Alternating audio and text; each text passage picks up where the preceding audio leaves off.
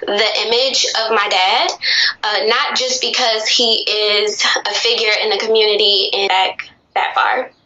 But what I do always remember is that I always felt like I was second. I always felt like I didn't matter. See, look, I'm about to cry.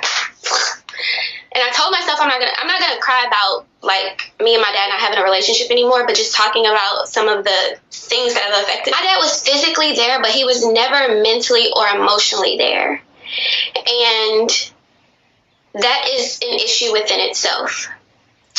I'm not going to talk about how my dad grew up because I have no idea. Every time I've tried to talk to him to get him to open up so that I can understand him, he just made jokes.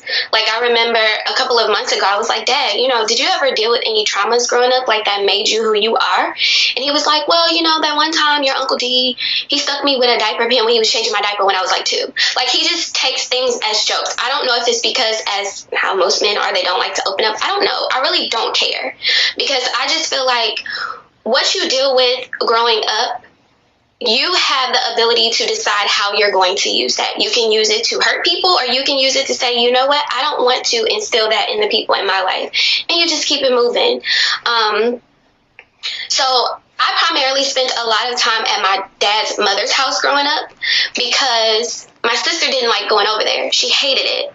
And I loved it because not only did I just absolutely love my grandmother and her husband, but because I was the only one there, I always got the attention there that I did not get at home.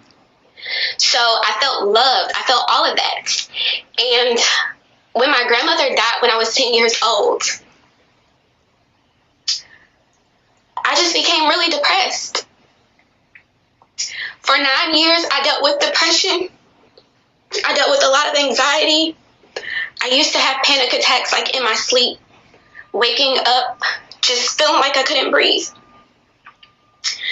And it just was really bad because I had to watch her disintegrate, like literally. She had pancreatic cancer and she died about 2.5 years after she was diagnosed. So it wasn't anything fast. And I think sometimes the slower deaths are just as bad as the fast ones because you literally watch somebody get really, really bad. I became suicidal because I just felt like the one person that I never had to question their love for me was gone. Yeah, I just always felt like I was second. One of the things that my dad used to do that really bothered me, and he actually laughed about it in Sunday's incident and basically kind of threw his hands up as if it was like, whatever, like that's what, and he literally said, that's what you're mad about.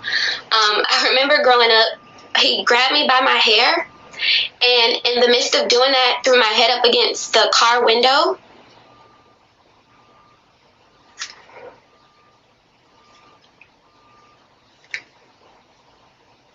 And I just remember thinking to myself, what did I do wrong?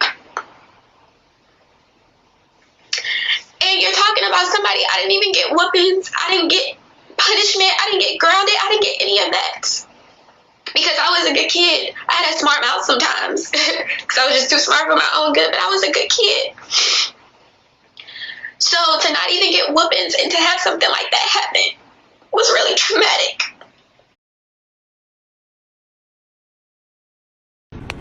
I have to give my opinion on this. Anyone who is not with their child's mother anymore, just understand there's going to be a lot of bias and negativity spread in that household about you. You hear every word that came out of his daughter's mouth was straight negative. All the success this man had, and I'm pretty sure he provided a good lifestyle for you. I'm pretty sure he provided for you. But you can say he wasn't there mentally or emotionally. I bet your morals and the values that you grew up with, you still uphold to this day. But how come you sound like another one of his critics and detractors? You're crying over your grandmother who passed away a few years back when your father just passed away. And this is the only thing you can say is, he pulled my hair. But then you contradict yourself and say in the same notion, oh, I got a foul mouth, or, I got a smart mouth. We don't know nothing about you. So for you to come up and just start talking and just, randomly about some shit, a plethora of things that we really don't have any insight on, and it's straight negative, it's coming from a very pessimistic point of view, and we supposed to just ride with you? You freaking assassinating your own father's character. when he just passed. You as a daughter should be, you know, at least showing some type of contrite.